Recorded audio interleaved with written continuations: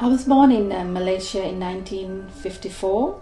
I grew up in a little Muslim village. I was brought up by my grandparents in that village until I was a teenager. Life at that time in those days was very lovely. As I said, my grandparents brought me up, and we lived with many different cultural groups. Chinese, Indians, Malays, different religions, lots of Muslims.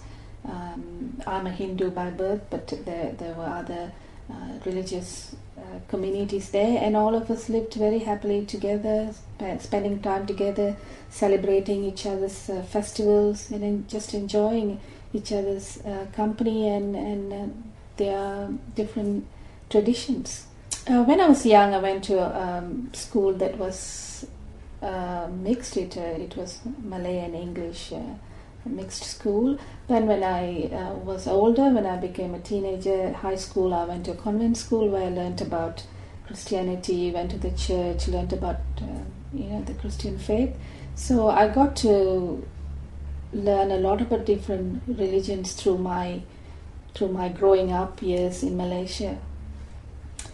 I left to come to Australia in 1977 because I had an arranged marriage, and my husband had been studying in Australia, and then he decided to work here. So then he came back to have arranged marriage at that time, and so I decided I'd marry this man and come to Australia. The arranged marriage that I had, well, my parents were quite liberal, and so I had a choice in whether I wanted to marry this person that my parents had chosen. At a lot of other times, some other families may not be so, but in my family they gave me a choice, and so I thought, I think I'll say yes, and I said yes to this marriage. But arranged marriages are not just see the person you get married. It's a lot of preparation as well. Usually the family looks at the horoscope of the boy and the girl, and there's about 9 points in this horoscope, which I think more than 5 has to match before they'll go ahead with the next step of suiting this boy, this bride and groom. And also they look at the background of the boy, the background of the family, so they make sure that everything fits in, background of the education and everything, before they actually make a match and go ahead with marriages. When I first came to Australia, I settled in Glebe. I lived in Glebe in an extended family with my relatives, and then we moved on to Stanmore and then to the Hills area. Life at that time when I first arrived in Australia was the hardest, time in my life. I was living in this extended family situation and getting to know the family. They were a wonderful family, but it's just that I didn't know them, and it was a process of getting to know each other. And I didn't know the country. I mean, I thought I was westernized. I thought I spoke good English. I dressed in Western clothes, and I thought that would get me through, but not so. There was the Australian accent that I didn't understand. There was the Australian slang. There was the system of Australia which I didn't understand, and I had no friends, so it was very isolated. It was very lonely, and it took a while to get to know everything. So it wasn't a good time in my life, but it's fine now. We moved to the Hills Shire in 1981. We had just had my first eldest child, and we thought the area that we're living in, Stanmore, was a little bit of an older suburb with older people. So we thought the Hills area seemed like a family-oriented, good place to bring up children.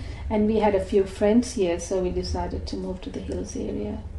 The family traditions that I still practice, we still use our traditional costumes, the sari and all the different things. My children do too. We still visit the Hindu temples. We celebrate festivals like Diwali, which is a festival of lights. We invite friends, we make sweets, we even distribute sweets to neighbors, and that sort of, we celebrated with lights, and we also celebrate other festivals and traditions too.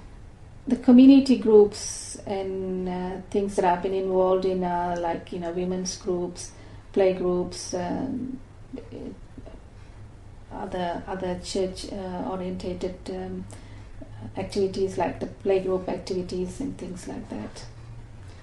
I've been very happy living in the Hills Shire because this is where I really feel that I made my friends, got to know the area.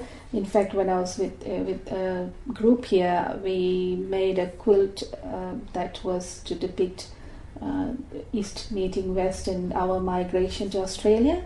And I actually did a quilt that showed my journey in Australia. When I first came, I was a shy person, very closed up, and then I just started to bloom, getting to know the system, getting to know friends, and then eventually now it's who I am, very sure of myself and happy here in the Hills area. What I do now, my job here is I'm a multicultural project worker working in the Hills Shire. I work with migrants and refugees, knowing, having been through the process myself of settling in a new country. I feel that I can do a good job of this, so I work on different projects that assist migrants and refugees to settle into the area. Some of the projects are like the Hills Cultural Festival, the Chinese video project, which is a story about traditional Chinese stories made into a video with some of the areas in the Shire depicted in the video. And I also work on a project called the Hills Interfaith Dialogue Group, who promote harmony by promoting understanding of different religions, and English class, and a whole range of different things for the migrants settling in.